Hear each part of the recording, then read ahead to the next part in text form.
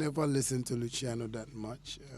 I think I, I am not the singer type. You know, I'm the DJ type. You know, so I believe I didn't listen to him much. You didn't? Okay, let's take a listen to something, and we'll be right back. What's happening in Africa? When you go on the continent, well, so what really go on? So they look on the internet and study every move going on in Jamaica, whatever thing, and they try to emulate us in that way. And that's Luciano, granted an interview in Jamaica. Yeah. I picked up a few things I couldn't. You understood everything, right? Yeah, I understood everything. Yeah. Is he talking out of his jaw, or is?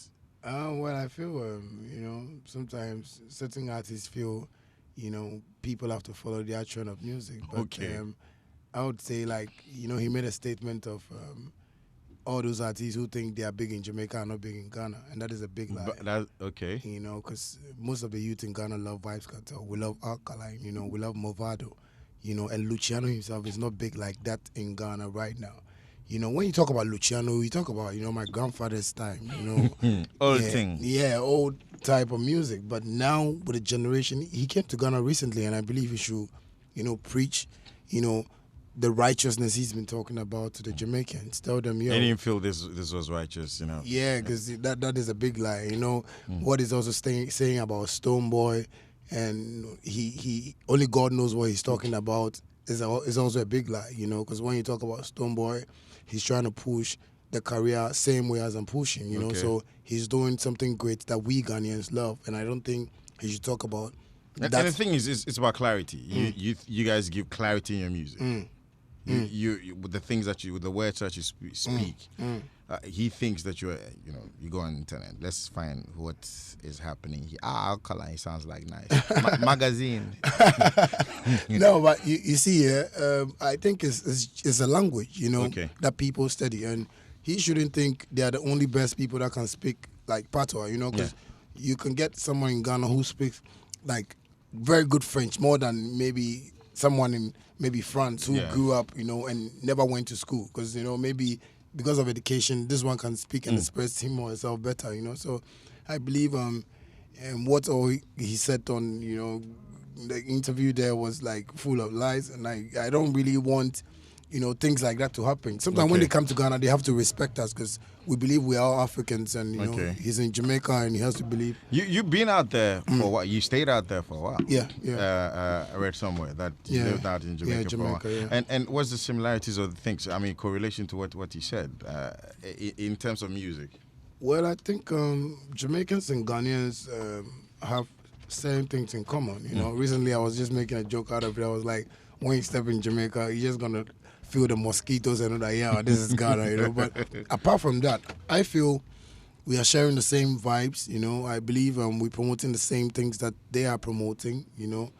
I believe we also sharing the same ideas, because when you listen to somebody like Vibes Cartel, who is one of my great artists, and I love his vibe so much, because I feel he sends the message across in the right direction, even though he does some explicit songs that, we might not like, or people might take it too offensive. I believe he's one great artist, and that I like the vibes that he shares. When you listen to somebody like Jackie, he's got like love vibes that when you listen to, So I feel we share the same vibes, and when you bring them to Ghana, once a time somebody was comparing Ghanaian artists to Jamaican artists, and people were putting like maybe Jupiter to this artist, Stonebwoy to this artist, and I was like, no, it doesn't work like that. we just want people. It's just the language that is different from us, but we are trying to even promote it clearly to the world, because when you listen to my songs, I don't really want to sound so patois. I want to put a little bit of Ga in there. I want to put like tree in there, pidgin, and maybe one line of patois, just for the world to go like, oh, what, is he a Jamaican? No, I think he's speaking, to make me dialect attached. So I believe, All right. My guest today on Personality Profile, proudly brought to us by Vodafone, Power to You, and Takai, the Taste of Africa. And he's Shatta Wale. And go on Twitter, there's hashtag running, Shatta Wale on Joy. And also use the hashtag Drive on Joy. And you can be sending your questions. Maybe we'll slip in one or two. Now, Shatta, let's come home. So, educational background. You speak. People get surprised with your command of the language. How do you feel about that? Of English language, I mean. Well, I believe I grew up like in a very good family, I would say, and education was the main key. I remember one time when I told my dad I wanted to, stop like school and do music. I was like, yo, I should try and finish my school because it was very important. You know, and he had to push me and force me to finish, and I believe I like learning. That's one thing about me. I always want to research. I always want to see what is going around the world and just learn. So I believe You started school where? 7th grade Princess Academy. Okay. Yeah, and I went to Winneba Secondary School. I couldn't complete there, so I had to go to the Volta region to write my exams at Fuega Secondary School. Okay. Which So let's go back to 7th grade. Is that Shalom Shalom? Yeah, Shalom was like my primary. That's your okay. Yeah, that's why I went to primary. We research told us that you were a bellboy. No, I was a drummer. You were the drummer, not the bellboy. Like change lesson, please. Yeah. I have a schoolmate actually standing by, waiting to confirm that you used to knock the bell. No, not a bell. I think maybe he's lost his archives. He should go back. He should lost his archives. Okay. Shalom evidence number 1. It's coming up. So where did you meet? We heard Asamajan was your mate. Yeah, when I went to 7th grade, that was JSS 1. Yeah, he was at the old site. We had a new site and an old site for 7th grade. So that was where I met him one time when we had sports. Yeah. And he was trying to play his normal football, but I saw myself to be a footballer by then, but because my PE master wasn't selecting me too much, I went to basketball because I was like, yeah, that I be, that kind of thing, So, you had the trainers. Yeah, man, like everything set, and at that time, I loved like Michael Jordan so much, but I was always like acting like Scottie Pippen, like, check me out, that kind of thing. That's deep. That's deep, b-boy. You only have to play to know it. So how long did your love for basketball last? Well, I think a couple of years, like 3 or 4 years, where I just stopped because I felt, I wasn't getting so much selection when it comes to me playing and stuff like that. So. Did you have that dream? Every one of us thought that we could play college basketball. Yeah. Go to college in America. I was always like, I think TV3 used to show like basketball something when it's like 5 something, and I always watch it. It was my dream to be like that, but. When I watch the heights and stuff, I feel maybe they eat something that I don't eat. Here it's full of PC and Gary. The kinky was winning Mashki. The heaviness of the kinky is always giving us short weight. So what's the biggest thing you learned, at the secondary level?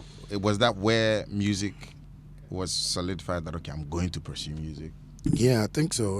I remember the first day my dad took me to school. He told me that I should participate in everything that I feel like comfortable doing, and I think he came to school to visit me sometime, and I told him I went on stage, and the way the students were like cheering me up, screaming, and everybody said I could do good music. I told him, and it was like, yo, if I could represent the school as the best musician, I should try and do it, because people are here, some are doing sports, some are learning hard for the school and doing brilliant science and math quiz and stuff. So if I could stand as the best musician in the school, he's supporting me, so I should just continue and do it. So I think your father sounds like a very towering figure in your life. Like, we've been talking for a couple of 20 minutes, and all I hear is my dad. Where's your mom in all this? My mom is not living with my dad. I think they had some few problems, broken home, and she's living elsewhere. But the reason why I like to mention my dad is that he's always a serious person. He likes to do things that he feels like is always right, to do. And I believe I've watched him from birth, and certain decisions that he's taken has really built him to a level that I feel proud about. For instance, I can give an instance. It was like I was like 9 years when I think our landlord sacked us from our house, and we were staying somewhere crazy, weird, and his friends like saloon, and we're living there, and I was always asking him, Daddy, are we gonna stay here forever? He was like, no, we can stay here. This is not our place. This is not our place. He talks so confident. I go like, this is my father, pa. If you don't get money, tell me, make I know what's up. Because, and he was always like, Gino, no. So, and as a kid growing, I never like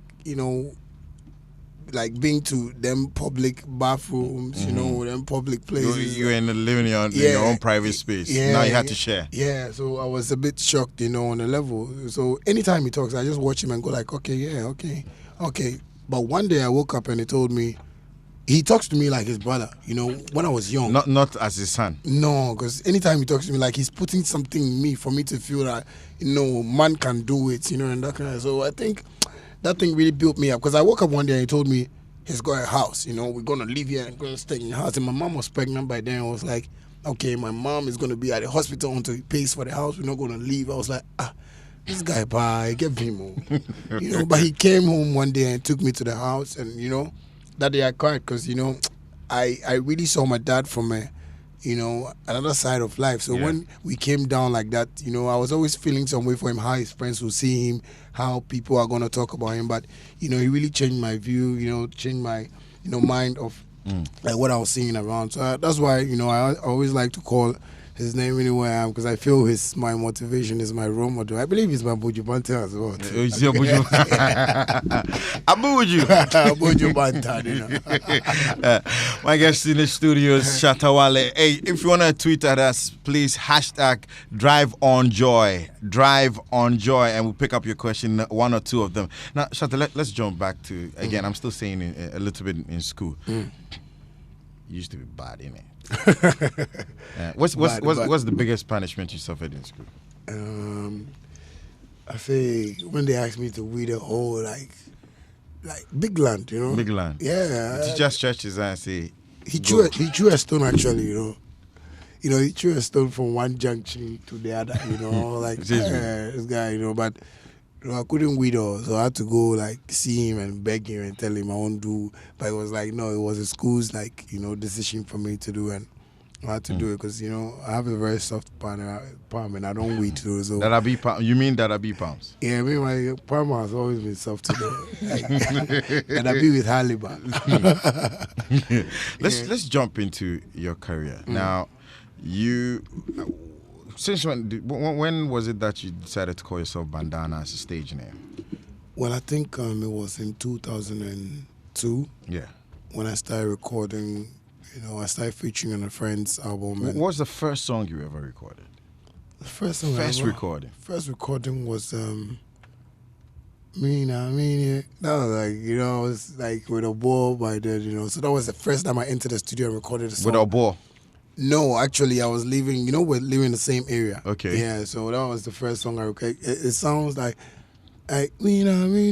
doggy, my baby, because I always try, some song like that, because I was trying to do an album, and I told my dad, and he gave me some small money to try and do something for him to see if he can push me, but. When I finished doing it, it was like, yeah, it's good, nice, but I need to go to school, Yeah, so I think that's the first song I really recorded, in a studio. Yeah. That was the very first time? Yeah, that was the very first time. And that was never released commercially?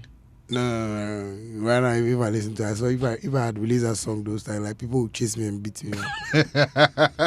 So, Shalom surprise number one. This is Evans Mensah, and he remembers you. The point is, I'm not sure he remembers. He remembers. No. I'm not sure he remembers. But I don't know if you remember William Rodney Crabb. Yeah, I remember William Rodney Crabb. I know that name. Yes. Well, yeah, some black boy. Yeah, Exactly. Yeah. He was my friend, though. He's still a friend. Yeah, but it's a long time I saw him, though. Exactly. We're all in the same school together. Wow. The Institute of Divine Education. Yeah. I remember class 6. You were I was telling them you were either the drama boy or you were the drama. Doing the drums. Drama. No, I was a ching. Yeah, ching lessing. Y2K. Closing time. you come and drum, and then all of us will come out. So instead of the bell, it was a drum. Yes. He's using the Y2K terms. Okay. He's not compliant. Yeah, your software is dead. Please. And she had this sister. I think correct. we were in the same class. Correct, Very fair. Why are you remembering his sister? Because all right, she was very beautiful. listen to the man. Yeah. She's very beautiful. That we know, Yeah. but Okay. he remembering her is a problem for me. Yeah, don't worry. If anything, I'll go just take care of things myself. So, continuing on your musical career, 2002, you burst into the scene. Yeah. Call yourself Bandana. I was recording with my friends when, the owner of the studio was like, I have a good voice that I feel, and he feels he can help me out, because I told him I wanted to really record and come out, because he was like, no, if I could, sign a contract with him and pay, he could also help me, blah, blah, blah. So when he told me that, I just told myself, no, then I need to really change my name from Doggy, which I was using in school. Because I was like... So wait, your nickname back in school was Doggy. Doggy? Yeah. Not Doggy? Yeah, no, Doggy, like, Doggy style. Shatta Doggy. Yeah, and I always had... Was it after Snoop Dogg? Was there anything correlation? No, You had a favorite dog? No, when I was growing up, the best dancehall artist in Ghana I really loved was Yogi Doggy. Oh. Yeah, he was like always, I was always around him, telling him, I want to be like you, I want to be big, I want to make you proud, So I think when I went to OSS, that was the only name I could choose for me to, make my name in school. So everybody knew me as Doggy in school. And, when I got this deal, I was like, no, I need to come out well. I don't want anybody to think that's Yogi Doggy. So, me, I love to tie bandana on my wrist anytime or on my forehead. So something just came into my head and I was like, yo, let me use this name, bandana, because I feel it sounds nice. It's catchy. People already know the name. It's going to really take me far too. So I just decided to, bring out that name in my first song. And lo and behold, it became, one great hit in Ghana, which, I always thank God for. And that was how I started a music career, though. Let's jump forward. When did you realize that you had to, again, rebrand from Bandana to Shatta Wale?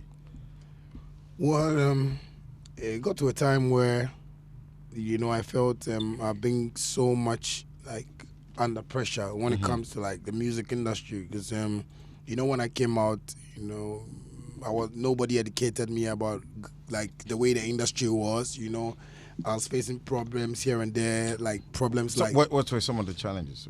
Like, they call you for shows, they don't pay you, they use your name, your pictures for adverts, and, sometimes you see it, and when you talk to certain people in the industry, they try to, like, they try to worry you and, talk to you in a way that you wouldn't understand. And, I felt, there was a little bit of disrespect.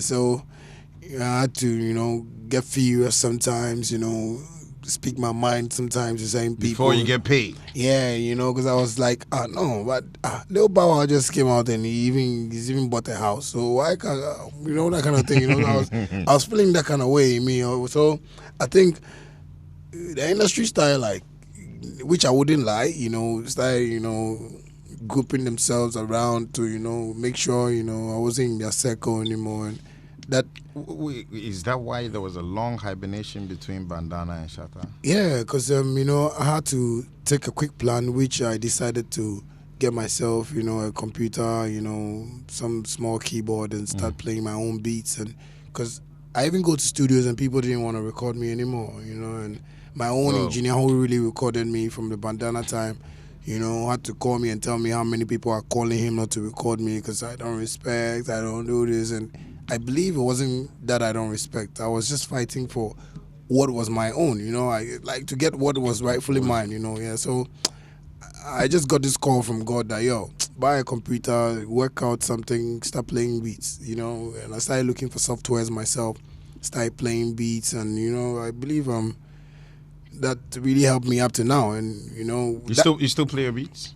Yeah, all my songs now, like I play my beats, I do everything myself now. I have my own studio. I don't go to any studio. So I believe that really pushed me and encouraged me to do, like, to be myself, and I believe that is how come, I've gotten to this Shatta Wale level. And like, the name from Bandana to Shatta Wale was just, a prayer between, like, me and God. Because I told him... But the thing is, I kept hearing Wale as your call, Yeah. like your almost like a slogan in your song. Yeah, like from Bandana Yes. time. Yeah. Wale was a word that I created myself. World alerted lyrical entertainer, or World alerted lyrical entertainer, or world acclaimed lyrical entertainer. Okay. Because I really believed in me that I could show Ghanaians what I could do best. Because anytime that I watch myself, I see myself to be one great artist that Ghanaians are going to be proud of, one day to come. So, and I've seen myself like on a whole lot of stages, and sometimes I even shed tears and go like, wow, this name is really pushing me high, and that is how come the Wale came about. So Okay. me changing my name to Shatta Wale was a big decision, because I was like, yo, people didn't want to promote dancehall in Ghana. They always say, yo, what you doing is so hard. People can't sing to it. People can't dance. So I decided to, put, myself, on a level and, pick a name. And the only name that could come into my mind was Shatta, And So let me ask you: is this how success looks like to you? yeah, I believe before you succeed, you have to be a failure, So I believe Okay. I went down, as a failure, and I didn't feel shy about it. I felt it was one of life's lessons for me to climb up to, a level. So I believe success don't just come like that. People who just get rich, without suffering for it, eventually lose them when they don't really take care of them more. But I believe as of now, I believe if I had gotten money from Bandana time, I would have been a different person, But since I've been through the gutters, been through the ghettos everywhere, I believe now I'm really seeing what I'm doing as a business and, as something to build my life with, Okay. So I believe it's success, that's how I say. So you can confidently say, sleep at night, that I, Shatta Wale, am successful. Blissfully. Awesome. Now let's turn our attention to this. Do you think people are confused about you, misunderstand you? I think people don't misunderstand me, but they are just pretending to be people who favor, what they like. In a nutshell, is like there's so much favoritism in Ghana. There's so much favoritism. Yeah, But you've yeah. got your favorites. You've got your Shatta movement. You love them to bits. They love you to bits. Yeah, those are my fans. Yeah. Shatta Movement is my clique, but Yeah. the empire is the fans. So I believe I love them because we are into music. But when we talk about realness in Ghana, well, I think Ghanaians are real, but when you come to our music industry, people are not being real. But people say you're a bully. You antagonize them. You are not. You throw first punch every time. No. You see, sometimes I always say that people should really get close to a person before they talk about them. I would say if you check from history about whatever I've done in the music industry, people throw their punches at me first before I apply mine. Because I believe You don't bait them. I don't beat. No, you don't bait them. Like You- no, I don't bait them because Really? No, for real. Because for instance, I can give you examples of things that have happened in the industry where people put up messages and or bloggers put up stories where people try to get me wrong, and I meet people and people go like, oh, Shatta Wale, the kind of things we hear, I go like, wow, but when they meet me, they see me to be a different person.